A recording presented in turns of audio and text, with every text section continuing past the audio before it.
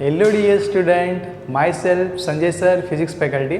Today we'll discuss about NCERT class number 11 chapter number 5 laws of motion.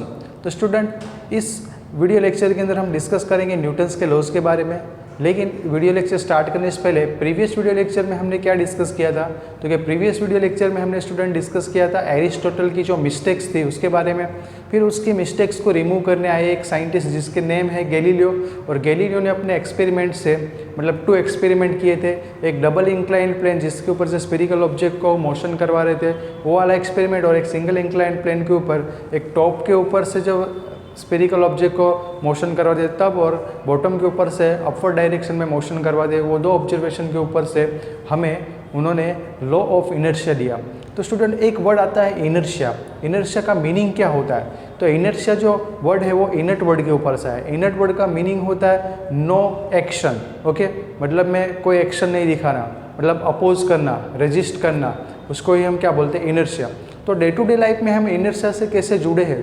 Okay, हमारी body के अंदर कैसे inertia होती है, कोई भी ऑब्जेक्ट अपना इनर्शिया कैसे शो करता है, वो हम प्रैक्टिकली एक एग्जांपल से समझते हैं। तो student day to day life में आप लोगों ने ट्रैवलिंग किया होगा बस या तो ट्रेन के अंदर, तो आप लोगों ने देखा होगा जब ट्रेन रेस्ट पे है तब जैसे ही वो ट्रेन मोशन करना स्टार्ट करेगी तो इनिशियल एक्सेलरेशन होगा, तब उस केस में आपकी बॉडी की जो टेंडेंसी होगी वो कैसी होगी? तो कि मतलब मैं मान लो कि आप ट्रेन में बैठे और अचानक से ट्रेन चालू हो गई तो आपकी बॉडी की टेंडेंसी होगी पीछे की तरफ जाने की। ओके, आपकी बॉडी पहले रेस्ट में थी और रेस्ट में से सडनली आप मोशन में जा रहे हो तो उस केस में आपकी बॉडी अपोज करेगी मोशन का, इसलिए बॉडी रेस्ट में रहना चाहिए, इसलिए आपकी बॉडी पीछे की तरफ मूव करेगी। जब आप रेस्ट से मोशन में जा रहे हो तो आपकी बॉडी जो है वो इस तरह से पीछे की तरफ मूव करेगी। मान लो कि ये आपकी बॉडी है, जैसे ही मोशन स्टार्ट होगा पहले इनिशियल vi इक्वल्स टू 0 था इनिशियल वेलोसिटी, और जैसे ही वेलोसिटी स्टार्ट होगा आप क्या होगा?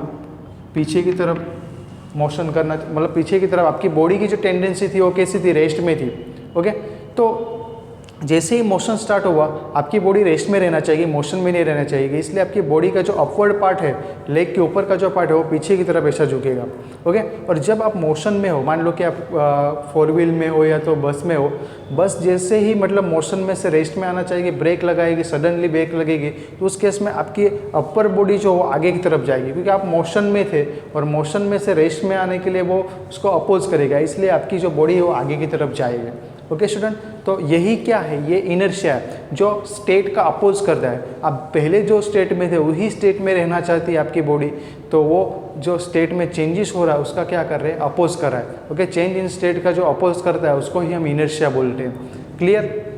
आप लोगों ने मूवी या तो सीरियल्स में देखा होगा कि कोई डाइनिंग टेबल के ऊपर कुछ ऑब्जेक्ट रखे हो और ऑब्जेक्ट के नीचे कुछ मतलब में क्लॉथ हो, तो क्लॉथ को सडनली खींच लो तो वो ऑब्जेक्ट वहीं पे रहते हैं। ओके, उनको कुछ नहीं होता है और वो क्लॉथ अंदर से अचानक से निकल जाता है। तो ऐसा कैसे? तो कि जो ऑब्जेक्ट है वो ऑब्जेक्ट अपनी इनर्शिया की वजह से अपनी पोजीशन पे ही रहते हैं। या तो सेकंड एक एग्जांपल दूँ कि मान लो कि आप घर पे भी एक्सपेरिमेंट कर सकते हैं। आपके घर में कोई ग्लास हो और ग्लास के ऊपर एक हार्ड ऐसे कार्ड रख दो, ओके, प्लेइंग कार्ड आते वैसे रख दो, और उसके ऊपर एक कॉइन रखोगे। फिर आप क्या करोगे? ये हार्ड कार्ड को मतलब में अपने फिंगर से जोर से फोर्स लगाओगे तो उस केस में क्या होगा? ये कार्ड आगे की तरफ जाएगा लेकिन ये कॉइन मोशन नहीं करेगा, वो अपनी पोजीशन पे ही रहेगा, तो उसके वजह से वो क्या होगा? नीचे की तरफ आ जाएगा। तो ये कॉइन ने क्या शो किया? इनर्शिया शो किया, क्योंकि कॉइन इनिशियल स्टेट में कौन सा था? रेस्ट पे था, तो वो उसकी टेंडेंसी होगी कि अपना स्टेट चेंज ना करे, वो अपनी ओरिजिनल स्टेट में ही रहे, मतलब वो अपनी स्टेट में ही रहना चाहेगा, मतलब मैं रेस्ट पे ही रहना चाहेगा, इसलिए वो नीचे की तरफ मोशन करेगा। तो ये क्या शो कर रहा है? तो इनर्शिया शो कर रहा है। तो इनर्शिया को आप डिफाइन कर सकते हो, it is the tendency of an object, okay, tendency of the object to resist the change and continuous doing what it was doing. Okay, जिस स्टेट में था उसी स्टेट में रहना चाहेगा और स्टेट का जो चेंज है उसको अपोज करना चाहेगा, मतलब मैं मोशन में होगा तो मोशन में ही रहना चाहेगा, रेस्ट में होगा तो रेस्ट में ही रहना चाहेगा। वो जो प्रॉपर्टी है उसको क्या बोला जाता है? इनर्शिया बोला जाता है। और स्टूडेंट इनर्शिया जो है वो इनर्शिया डायरेक्टली प्रोपोर्शनल मास होता है, कि जितना ज़्यादा मास होगा उतना वो बॉडी अपोज करेगा कोई स्टेट में चेंज होने का। फॉर एग्जांपल कि मान लो कि आपके पास 2 ब्लॉक है, एक block m equals to 10 kg का है और एक दूसरा जो ब्लॉक है वो m इक्वल्स टू 100 kg का है। तो स्टूडेंट आप बताओ कि कौन से ब्लॉक को आपको फोर्स लगाने में, मतलब मूव कराने में ज़्यादा फोर्स लगाना पड़ेगा। तो आप क्लियरली देख सकते हो कि आपको सेकंड वाले जो है, ओके, सेकंड वाला जो ब्लॉक है उसको मूव कराने के लिए ज़्यादा फोर्स लगाना पड़ेगा। मतलब में आप ये रेस्ट पे उसको मोशन में ले आना हो तो आपको ज़्यादा फोर्स लगाना पड़ेगा। क्यों? क्योंकि इसका मास ज़्यादा है। मास ज़्यादा है इसका मतलब इनर्शिया भी ज़्यादा। इनर्शिया ज़्यादा मतलब वो इनिशियल स्टेट कौन सा था, उसका रेस्ट था, तो रेस्ट में ही रहना चाहेगा। आप फोर्स लगाओगे वो अपोज करेगा, मोशन का अपोज करेगा, तो वो जो टेंडेंसी है उसको ही क्या बोला जाता है स्टूडेंट? इनर्शिया। इनर्शिया को हम सिंपल लैंग्वेज में बोले तो जिद, कि वो अपनी जो कंडीशन है, फर्स्ट जो आपका स्टेट है उसमें ही रहना चाहेगा। फॉर एग्जांपल मोशन हो तो मोशन में, रेस्ट में हो तो रेस्ट में। आप लोगों ने कभी ऐसा ऑब्जर्वेशन किया है, ओके, आपने भी किया होगा, एक्सपीरियंस किया होगा ये, कि जब आप ट्रेन के स्टेशन आता है तो जैसे ट्रेन स्लो होती है, काफ़ी सारे लोग ऐसे होते हैं जो चालू ट्रेन से, ओके, जो मूविंग ट्रेन से नीचे उतरना चाहते हैं, तो उस केस में क्या करते हैं, उतर के वो स्टॉप नहीं हो जाते, वो भागते रहते हैं। जो मोशन होते हैं उसकी डायरेक्शन में ही भागते रहते हैं। फॉर एग्जांपल ट्रेन इस डायरेक्शन में जा रहे और वो स्टेशन पे उतर रहे हैं, तो उस टाइम पे वो क्या करे, थोड़ा वो प्लेटफॉर्म के ऊपर भागते हैं। ऐसा नहीं करेंगे तो क्या होगा, तो उनकी बॉडी जो है वो किस में थी, मोशन में थी, और सीधा ही वो नीचे उतर रहेगी चालू ट्रेन से, तो उस केस में क्या होगा, वो इनर्शिया के वजह से वहाँ पे गिर सकते हैं, या तो वहाँ पे वो मतलब में रोटेशन चालू कर देंगे, मोशन चालू कर देंगे। ओके स्टूडेंट, तो वो क्या था, बॉडी का इनर्शिया। ओके, आप लोगों ने ऑब्जर्वेशन किया होगा डे टू डे लाइफ में, ओके, कार के अंदर या तो बाइक के ऊपर बैठे होगे, सडनली ब्रेक लगाया तो मोशन में थे तो आगे की तरफ गए, और रेस्ट पे थे और सडनली एक्सेलरेशन दिया तो पीछे की तरफ गए। वो अपनी बॉडी का इनर्शिया है स्टूडेंट। ओके, इनर्शिया क्या करता है, तो कि स्टेट का जो चेंज होता है उसका ही अपोज करता है, उसको रजिस्ट करता है। क्लियर? मैंने एक एग्जाम्पल ये भी दिया जो इनर्शिया को शो करता है। क्लियर? अभी हम नेक्स्ट बात करते हैं जो लॉ ऑफ इनर्शिया है। लॉ ऑफ इनर्शिया जो हमें गैलीलियो ने दिए थे। गैलीलियो ने क्या बोला कि जब तक कोई बॉडी के ऊपर एक्सटर्नल नेट फोर्स जीरो होगा तब तक जो बॉडी रेस्ट में होगा रेस्ट में ही रहेगा, मोशन में होगा तो मोशन अपना यूनिफॉर्म मोशन कंटिन्यू रखेगा, मतलब स्ट्रेट लाइन में मोशन चालू रखेगा। ऐसा गैलीलियो ने अपने लॉज ऑफ इनर्शिया के अंदर बोला था, और उनके दो एक्सपेरिमेंट के ऊपर से कंक्लूजन भी वही मिलता है। तो स्टूडेंट, न्यूटन्स ने क्या किया, तो न्यूटन्स ने गैलीलियो के ही नोट्स पढ़े, उनके ऊपर से उन्होंने मॉडिफाई किया कि कुछ मिसिंग टर्म है, तो मिसिंग टर्म को कंप्लीट किया, और उन्होंने अपने सामने काफ़ी सारे मतलब 3 लॉ दिए, और 3 लॉ को हमने यहाँ पे पढ़ने वाले हैं। तो स्टूडेंट, वो लॉ क्या, उसमें फर्स्ट लॉ की बात करें तो न्यूटन फर्स्ट लॉ है वो, if there is no external force acting on a body then rest body will be in rest and motion body will be in motion। मतलब जब तक कोई बॉडी के ऊपर एक्सटर्नल फोर्स नहीं लगेगा तब तक जो बॉडी जिस कंडीशन में, मतलब जिस स्टेट में होगा वही स्टेट में रहेगा। फॉर एग्जांपल यहाँ पे मैं 3 अलग अलग कंडीशन दिखाता हूँ। मान लो कि यहाँ पे कोई स्फेरिकल ऑब्जेक्ट है, एक सरफेस पे रखा है, ओके, इनिशियल वो 0 है, मतलब वेलोसिटी इसकी 0 है, ओके। बाद में यहाँ पे मान लो कि ये एक स्फेरिकल ऑब्जेक्ट है और वो v = 10 मीटर पर सेकंड से मोशन कर रही है, ओके, और ये सरफेस फ्रिक्शनलेस है, ओके। तो ये एक कंडीशन, और थर्ड कंडीशन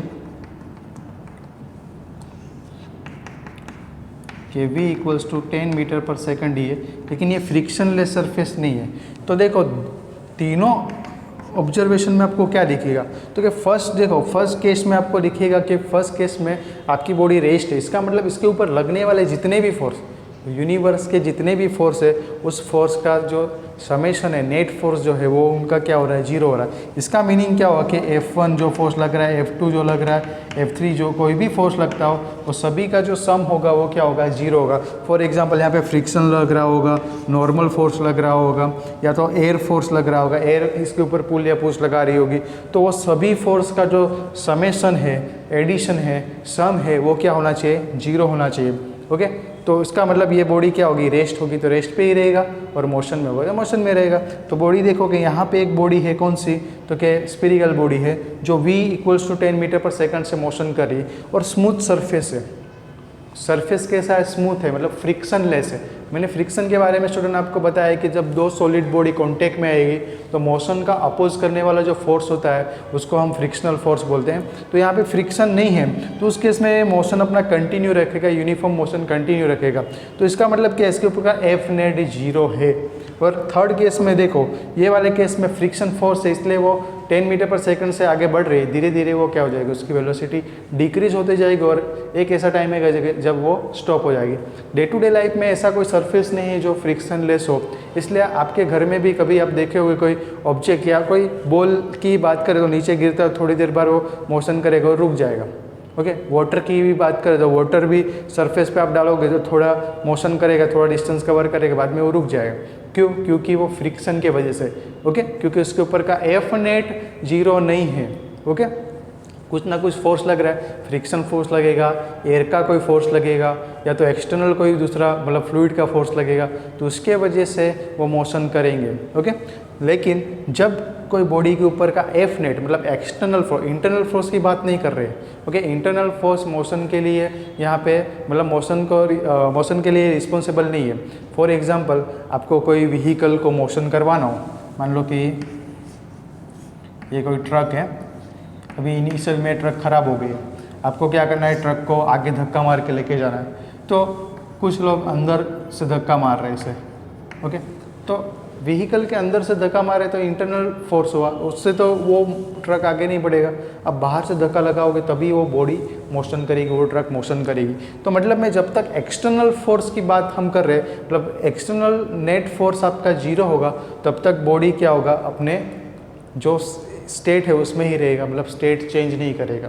क्लियर? तो उसमें न्यूटन्स ने क्या मॉडिफाई किया, ऐसा तो अपने गैलीलियो ने भी बोला था, तो न्यूटन ने मॉडिफाई ये किया था कि जब एक्सटर्नल फोर्स 0 होता है तो उस केस में एक्सेलरेशन भी बॉडी का क्या होगा, 0 होगा। ओके, नेट एक्सेलरेशन भी 0 होगा। केस है तो देखो, हमें पता है कि एफ नेट 0 हो तो बॉडी का मोशन क्या होगा, यूनिफॉर्म मोशन होगा, तो यूनिफॉर्म मोशन में ही रहेगा, रेस्ट में होगा तो रेस्ट में ही रहेगा। तो न्यूटन ने ये बोला कि जब तक कोई बॉडी के ऊपर का एक्सटर्नल फोर्स मतलब एफ नेट जो है, एक्सटर्नल नेट फोर्स है, वो 0 होगा तो उस केस में बॉडी के वेलोसिटी में चेंज नहीं होगा। फॉर एग्जांपल, ये रेस्ट पे था कोई बॉडी, मतलब v = 0 था तो उसमें वेलोसिटी में कोई चेंज नहीं हुआ।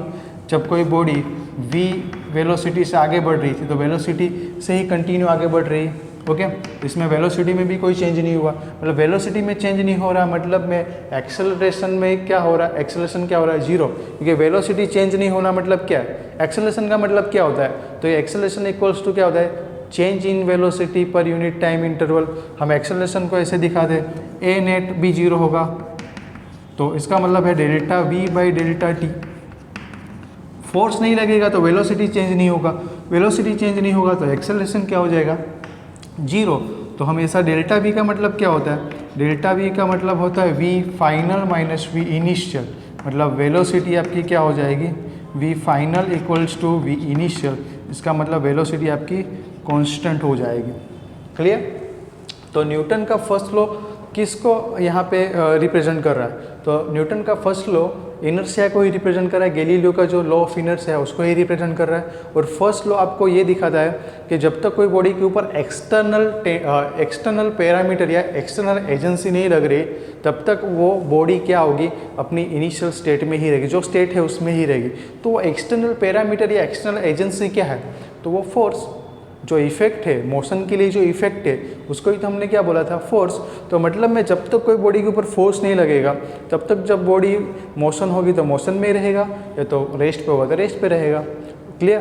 तो न्यूटन का जो फर्स्ट लॉ है वो हमें क्या इंडिकेट करवा रहा है, तो न्यूटन का फर्स्ट लॉ एक तो इनर्शिया को शो कर रहा है, दूसरा क्या कर रहा है, तो कि वो फोर्स की डेफिनेशन दे रहा है। ओके, फोर्स के बारे में बता रहा है।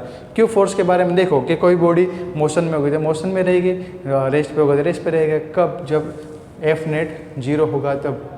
ओके, एक्सटर्नल फोर्स 0 होगा तब। तो मतलब फर्स्ट लॉ से हमें ये पता चलता है कि कोई एक्सटर्नल पैरामीटर चाहिए, एक एक्सटर्नल एजेंसी चाहिए जैसे बॉडी मोशन कर सके। क्लियर?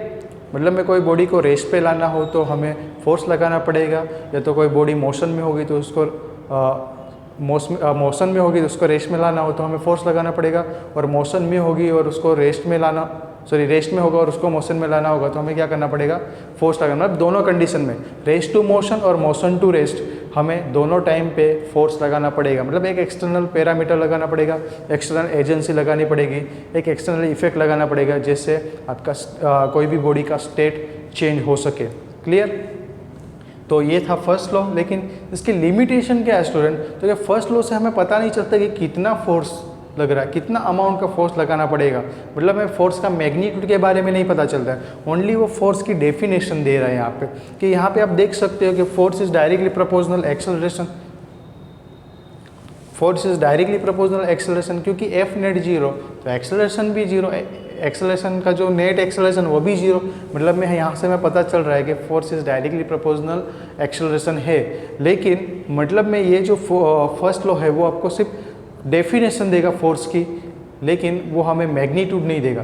तो मैग्नीट्यूड लाना हो तो कैसे लाए? तो न्यूटन ने उसके बारे में हमें सेकंड लॉ में बताया। सेकंड लॉ हम अभी डिस्कस करेंगे, उसके पहले हम मोमेंटम के बारे में डिस्कस करेंगे। पहले फर्स्ट लॉ और इनर्शिया जो है वो आप लिख दो। मैंने दो डेफिनेशन यहाँ पे इनर्शिया की लिखी है। सेकंड जो डेफिनेशन है वो आप लिख सकते हो, it is the tendency of body to steady at rest, to stay at rest और keep moving at the same speed in the same direction. Okay, एक टेंडेंसी है। टेंडेंसी का मतलब आप जीत बोल सकते हैं सिंपल लैंग्वेज में, कि वो चेंज नहीं करना चाहते, जो स्टेट में हो इस स्टेट में रहना चाहते हैं। उसको ही गैलीलियो ने लॉ ऑफ इनर्शिया से बताया, फिर उसको मॉडिफाई करने न्यूटन ने अपने लॉ दिए। जो तीन लॉ है, जिसमें फर्स्ट लॉ हमने देखा, जो लॉ आपका लॉ ऑफ इनर्शिया के साथ सिमिलर है, लेकिन इसमें एक्सेलरेशन की बात गैलीलियो ने नहीं बताई थी, न्यूटन ने इसमें एक्सेलरेशन की बात भी इंक्लूड कर दी है। क्लियर? तो ये न्यूटन का फर्स्ट लॉ है, वेरी वेरी इंपॉर्टेंट है। जब तक कोई बॉडी के ऊपर एफ नेट जीरो होगा तब तक बॉडी अपनी स्टेट में ही रहेगी, उसके स्टेट चेंज नहीं होगा। रेस्ट होगा तो रेस्ट, मोशन होगा तो मोशन में रहेगा। Okay, clear? तो अच्छे से नोट कर लो, फिर हम पढ़ते हैं सेकंड लॉ।